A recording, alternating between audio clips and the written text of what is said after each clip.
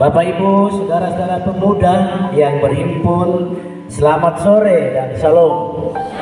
Bagian firman Tuhan yang kita baca di sore hari ini, saya pilihkan buat kita untuk menjawab tema yang disediakan panitia dari Mazmur.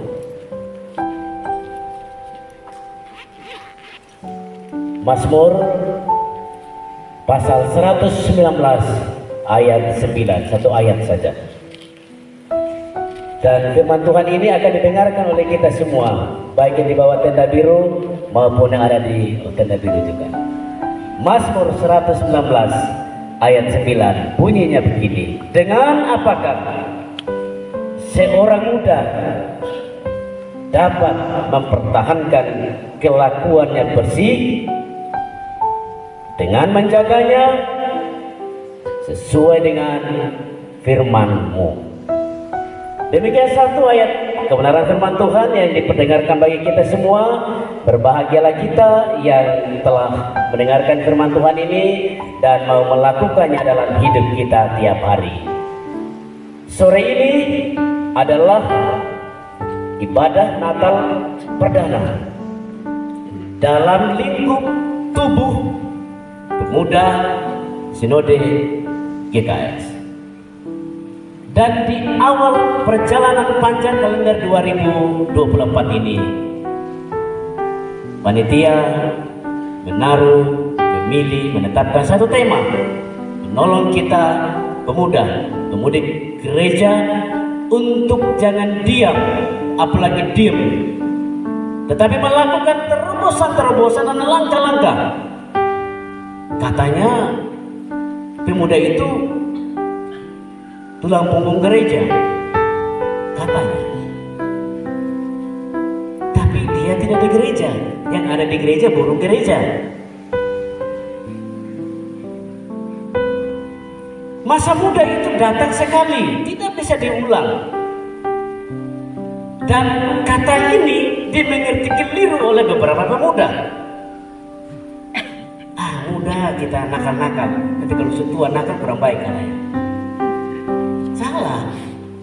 Dengan apakah seorang muda mempertahankan kelakuannya bersih? Pertanyaannya. Firman Tuhan beri jawabannya. Dengan menjaganya, bukan sesuai dengan pemahaman kita, bukan sesuai dengan kata leluhur kita, bukan sesuai dengan buku yang pernah kita baca, bukan. Tapi apa? Dengan firman Tuhan. Saudara-saudara pemuda yang saya kasihi, ada pemuda yang kalau mau masuk hari Jumat, dia pertama di rumah yang lama, saya jaga rumah katanya. Tapi kalau ke pesta, dia bilang ini opa di sebelah kasih dia uang, kasih dia makan, dia jaga kita ke rumah. Kasihan nanti ini om bilang apa ke kita pergi semua. Dan yang tidak masuk gereja, yang sibuk keliling Weta Bula, Weta Bubak, beli baju Natal. Di saat pemuda lain ada urus Advent, kandang Natal, pasang pohon Natal dan seterusnya. Tapi yang tidak pernah bawa gereja, tapi tetap diurus Tuhan, sibuk ukur panjangnya, kilometernya berapa, Weta Bubak, Weta Bula, tawar keliling semua orang Bima. Tapi yang hari-hari ada di ibadah pemuda, yang selalu ada di gereja, sedang sibuk, belum ada waktu pergi Weta Bula. Nanti tanggal 24, 23 baru dia ikut kasih sesak kota Weta Bula. Ibu bapak semua, saudara-saudara pemuda yang saya kasih, masa muda yang datang sekali itu harus dijaga. Dijaga supaya tetap bersih. Dijaga tetap bersih bukan dengan konsep kita, tapi dengan konsep firman Tuhan. Maka kalau seorang pemuda punya HP 3 kamera tapi tidak punya Alkitab, kamu nanya, bertanya-tanya. Terlalu keterlaluan. Kalau ada anak muda yang mengatakan saya sudah hafal semua, di luar kepala semua katanya.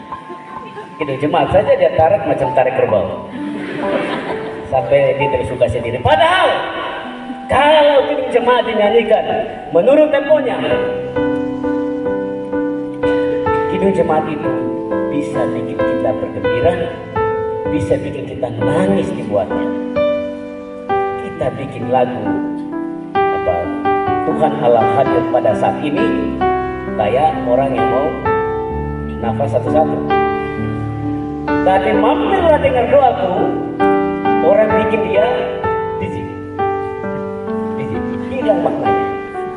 Ibu dan bapak semua, saudara-saudara pemuda yang saya kasihi, persembahan kita sebelum ngomong natura, sebelum ngomong uang, sebelum ngomong barang, sebenarnya masa muda. Tim penata layanan tadi dan pemuda klasis ini, klasis Lele Maya, bukan Luna Maya, Lele Maya, adalah salah satu klasis yang ibadah pemudanya hidup sekali, bukan mati, tidak, hidup sekali. Dan karena itu mereka sungguh-sungguh menjiwai memandu ibadah perdana misi pemuda Natal ini. Saudara-saudara yang saya kasihi, tema Natal nasional mau mengantar pikiran pemuda, muliakan Tuhan dulu. Jaminannya engkau yang ada di bumi, termasuk pemuda, akan diberi damai sejahtera. Amin. Muliakan Tuhan dulu. Jangan duluan kita pembagian. Kalau ada waktu bersama ke gereja. Kalau ini tim musik di gereja, ajak-ajak saya juga, baru saya ikut-ikut. Kan saya jual mahal sedikit toh, tidak bisa.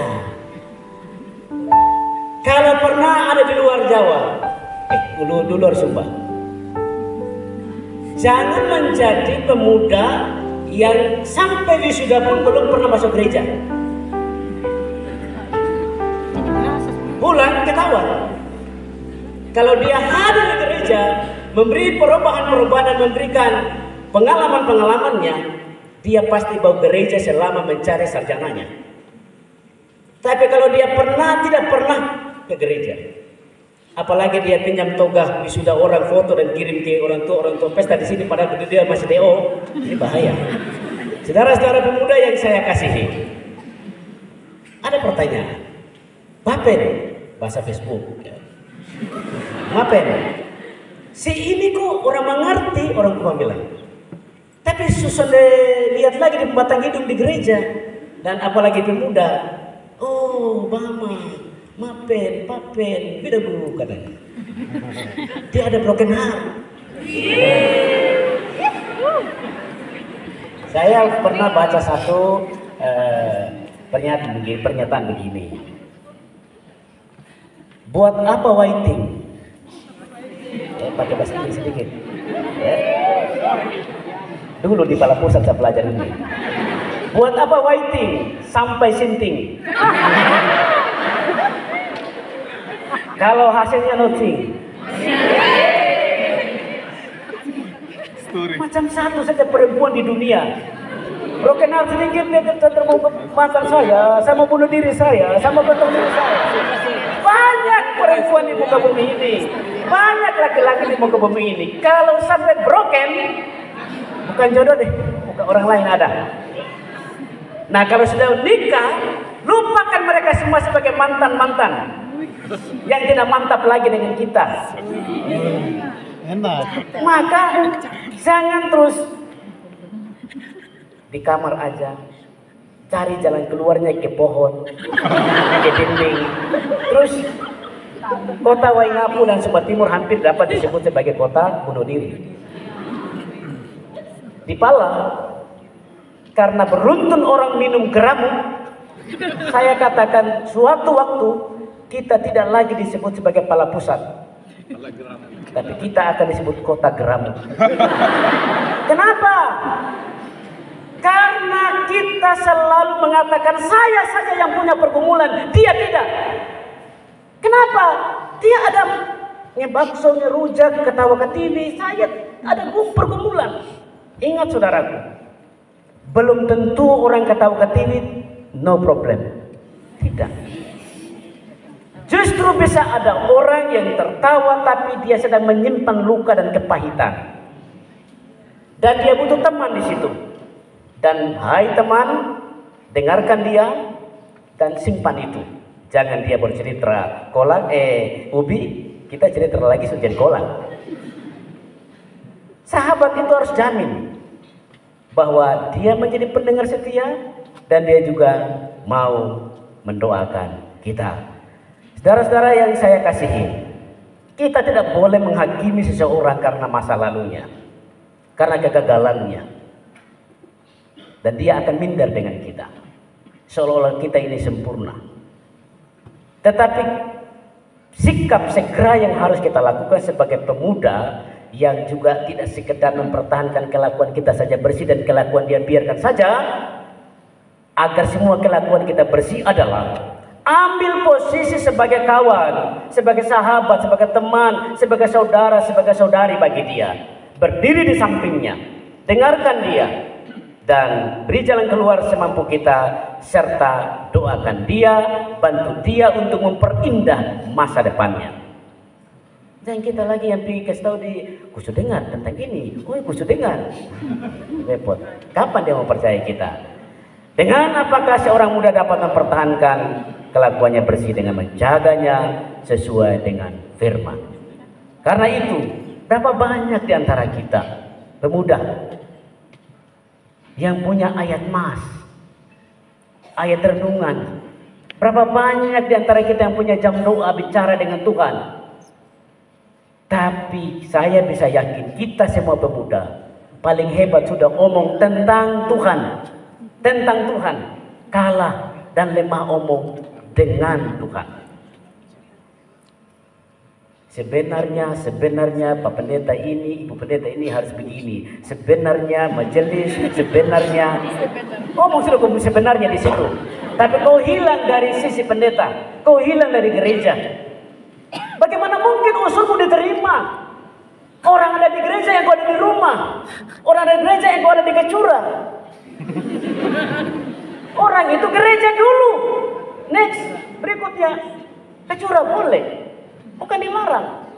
Karena itu saya katakan kita tidak boleh menjadi generasi Facebook saja. Kita tidak boleh menjadi generasi TikTok saja. Kita juga tidak boleh menjadi sekedar generasi yang dance kapan saja. Itu dilarang, dosa apa? Tidak. Tidak dosa.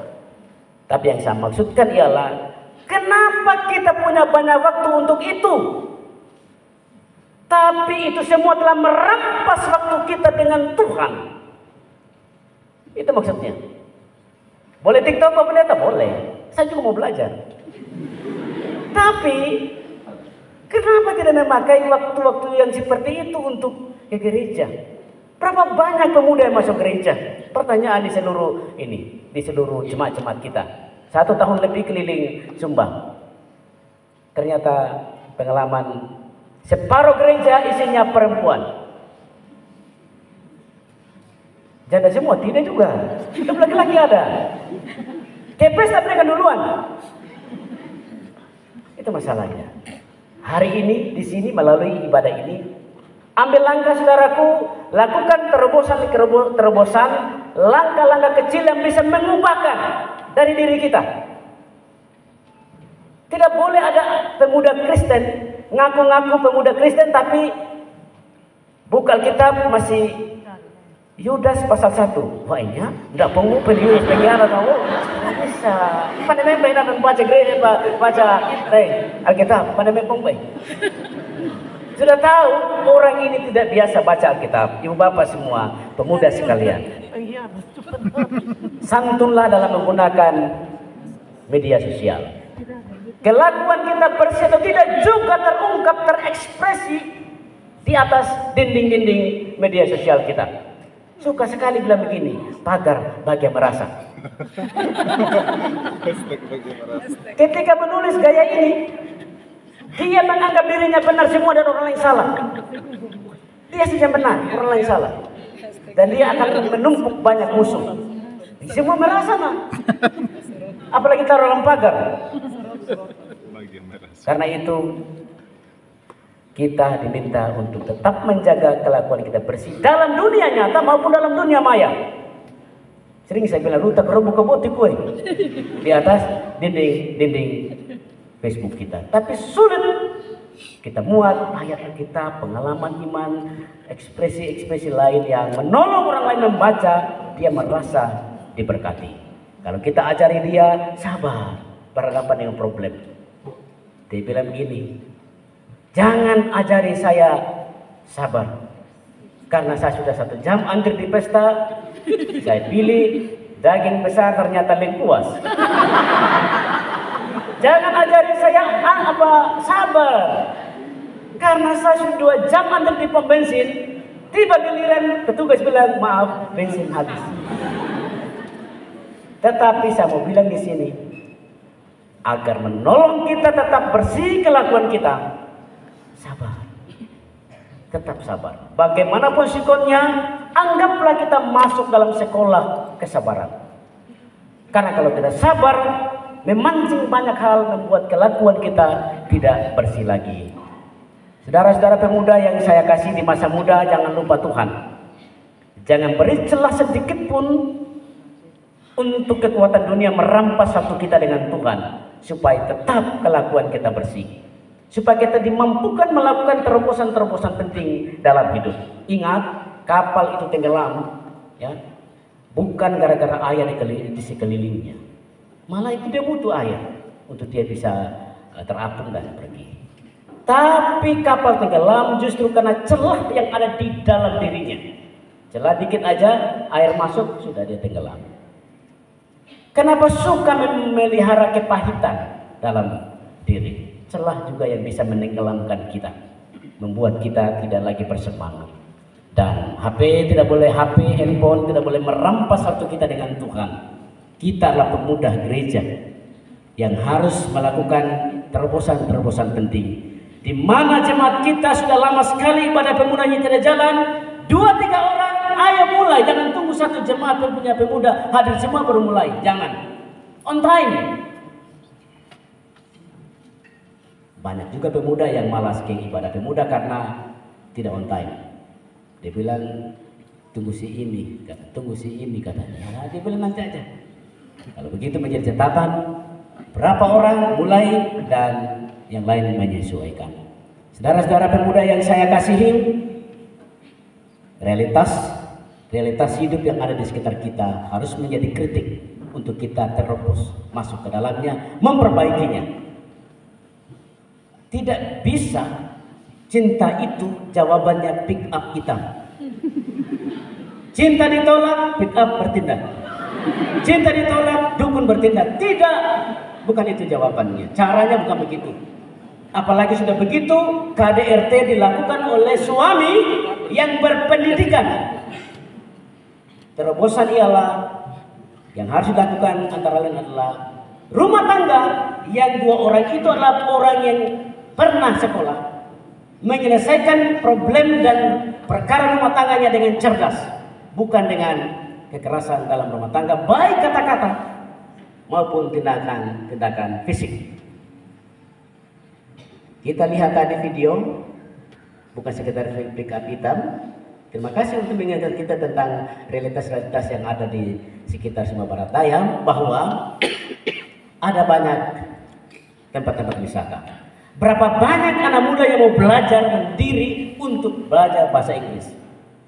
Berapa banyak? Mulai dengan dengar lagu bahasa Inggris, mulai dengan coba-coba. Jatuh bangun itu sampai apa? Seperti saya yang belajar juga sekarang.